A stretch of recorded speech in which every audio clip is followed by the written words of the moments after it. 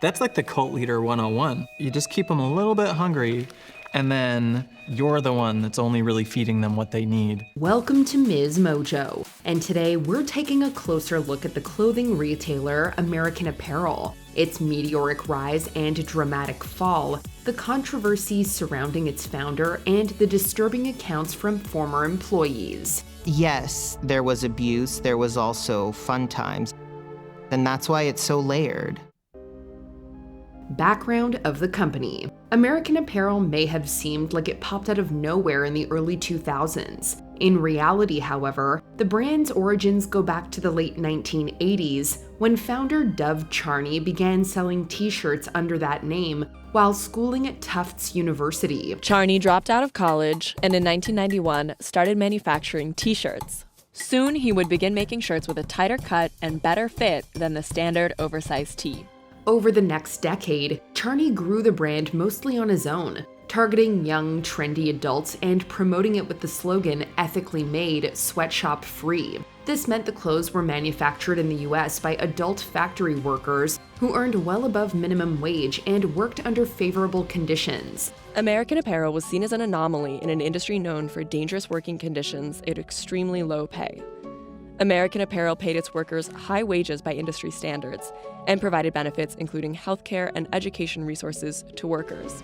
On paper, this sounded great, and it gave the brand a progressive and appealing image that resonated with many young consumers. But as it turns out, the reality might not have been quite so picture perfect. He was selling this made in America sweatshop free thing, and I thought it was great. Like, there was more to it than just being cool. It was also, like, meaningful.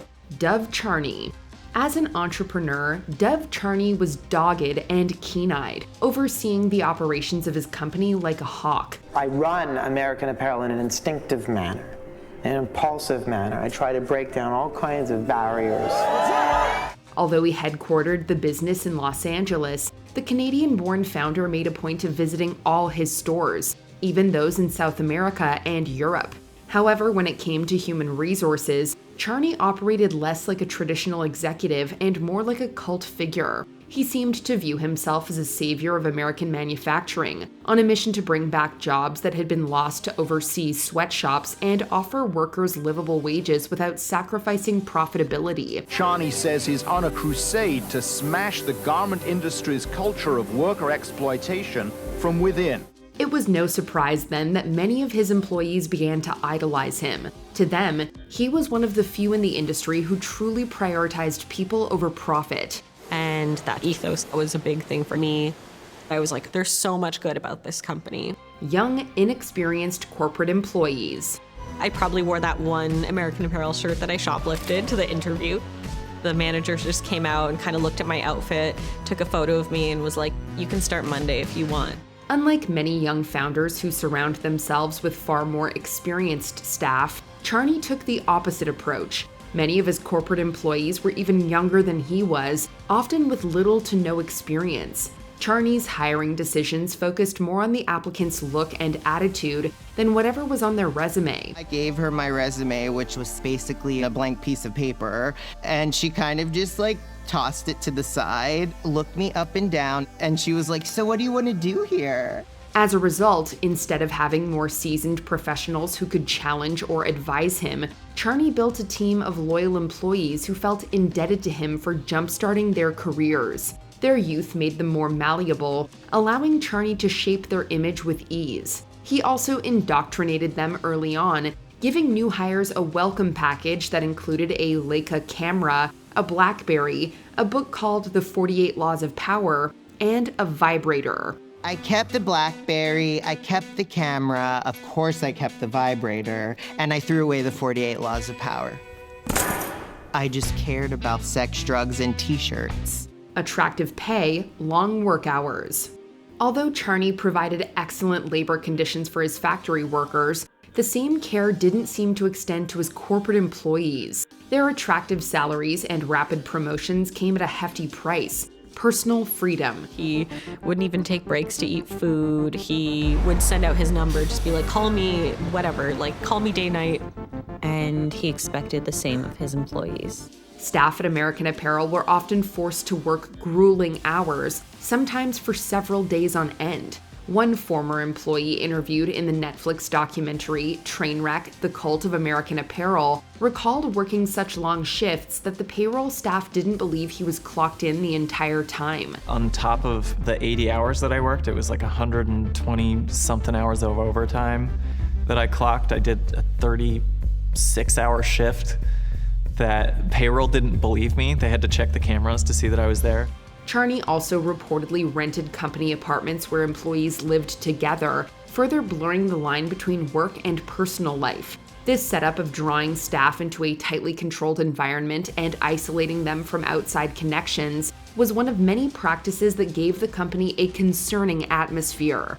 It will yell at you, call you names, humiliate you until you feel down, broken.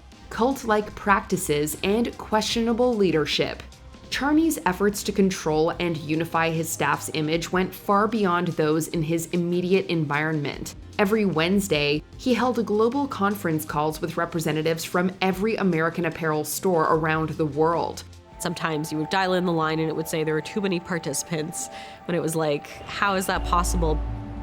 But it was just hundreds and hundreds of people. During these meetings, he would reportedly dictate how employees should dress, style their hair, and wear makeup. He also had a practice of publicly ridiculing one person each week, labeling them the, quote, fool of the week. Like, oh my God. I mean, it was so mortifying that hundreds and hundreds of people heard that you personally are the fool of the week for a multi-million-dollar company. It was clear Charney was one of those founders who treated his employees like, quote, family, considering how much company business he conducted in his own home. Some employees even lived there full-time, including Johnny Makeup, who appears in the Netflix documentary. He described the house as a, quote, Playboy mansion for hipsters due to the endless parade of young women drifting through it. I guess it was like the Playboy Mansion, but for hipsters. It was unclear, what sort of relationship some of the girls had with Dov. Sexually charged nature of the office. Over time, Charney's behavior became increasingly disturbing and sexually inappropriate. He would reportedly walk around the office in his underwear and was once filmed naked in a room with two female employees present. That video went viral because people are probably asking, who does this? I have my own lifestyle. We're taught in school, don't judge people's personal lifestyle. Charney also employed a group of young, attractive women referred to in the office as Dov's girls. He allegedly slept with them and later elevated them to positions of authority, encouraging them to intimidate other employees into doing his bidding. At my desk, there'd be some girl that would show up with a micro mesh shirt and nothing underneath and tell me something that I needed to do, and it would sort of be like, excuse me, who are you? It's like, well, Dov says you have to do this. Charney was also said to have masturbated at work and even once received oral sex from an employee during a media interview. This hypersexualized behavior soon spread throughout the company, with staff engaging in sex openly at work. Everyone was sleeping together, and you would see some of the employees hooking up in the stairwells. We were young and horny, and it definitely felt like there was a free sex vibe. It reportedly also became normal for employees at American Apparel to sleep with their supervisors in exchange for promotions. Controversial commercials and celebrity clientele. I just love also that it put a name to the person, it gives a bio of the person. Yes, some of it was very suggestive, but it was a brilliant idea. The overly sexual vibe at the American Apparel office seemed to bleed into its advertising. The company routinely came under fire for its provocative campaigns, which featured models in various stages of nudity striking suggestive poses. At times, these models were styled to look underage, which resulted in at least one ad getting banned in the UK. You were shooting models who were too young, who were made to look younger, and exploiting their sexuality. I don't see it like that. But in this case, the bad publicity only served to amplify the brand's visibility. Young people were enticed by the provocative ads, which sometimes featured adult entertainers, and were pulled in further to patronize the brand. The company's appeal was boosted even more by their long list of celebrity clients, including names like Britney Spears, Rihanna, and Beyoncé. And oh my God, Beyonce used to come late at night. We would close the store down for her. It was amazing. The Great Recession and financial ruin. Throughout the early to mid-2000s, American Apparel expanded rapidly, outpacing many of its retail competitors thanks to its incredible sales numbers. A lot of really well-known retailers were doing badly, but American Apparel continued to expand. However, when the Great Recession hit in the late 2000s, consumer spending declined sharply, and the brand felt the impact almost immediately. This problem was compounded by Charney's labor practices. But in 2009, the company faced a huge blow to its productivity when a federal investigation found irregularities in some employees' identification paperwork. An immigrant himself, Charney employed many undocumented immigrants as factory workers and consistently advocated for immigration reform. These efforts drew the attention of ICE, who raided the American Apparel factory in 2009. As a result, Charney was forced to fire nearly 2,000 undocumented workers. The ICE raid was a huge financial burden because in a period of big growth for the company, he was forced to let those people go. Everybody stop working. And then rebuild a workforce. The resulting drop in production, combined with the economic downturn, drove the company deep into debt. Sexual assault allegations against Dov Charney. Given Dov Charney's track record of alleged workplace misconduct, the sexual assault accusations that followed were not exactly shocking. The first wave of lawsuits hit in 2005, when 3 former employees accused him of sexual harassment in the office. Charney is currently fighting 2 sexual harassment lawsuits, and over the years he's faced several other accusations from young women who work for him, claiming he's created a sexually hostile work environment. In 2011, 5 additional ex-employees filed lawsuits alleging even more serious acts of sexual assault. Charney, of course, denied the allegations. Conveniently for him, his accusers had signed indemnity agreements when they were hired, prohibiting them from suing him or the company. As a result, he was shielded from any civil or criminal liability. What really pisses me off is that he took my voice. I would love to tell you my story. I would love to tell you the details of what happened to me at that company, but I'm not at liberty to do so. As the allegations piled up and the controversy refused to die down, the board of American Apparel suspended Charney in June 2014 and officially dismissed him as CEO that December. The Times reports that Charney's firing comes as American Apparel continues to try to lift sales after years of underperformance and debt.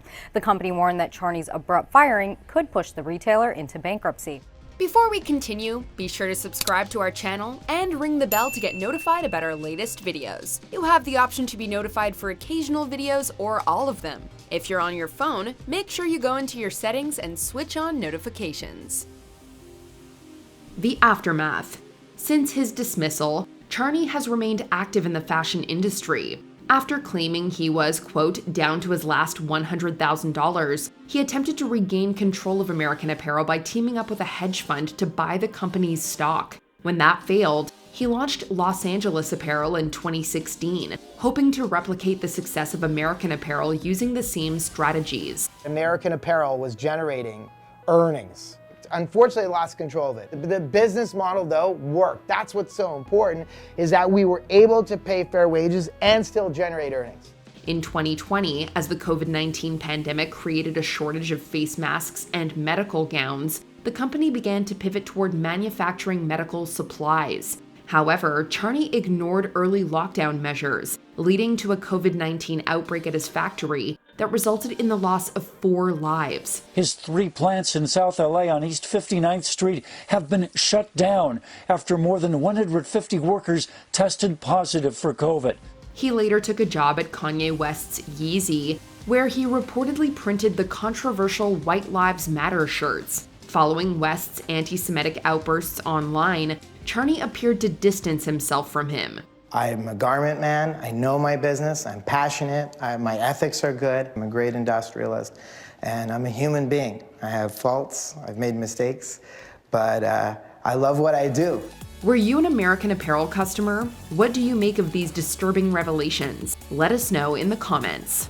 If American Apparel was successful as an extension of you, what extension of you are we getting now? We're still getting the same one. I'm not sorry about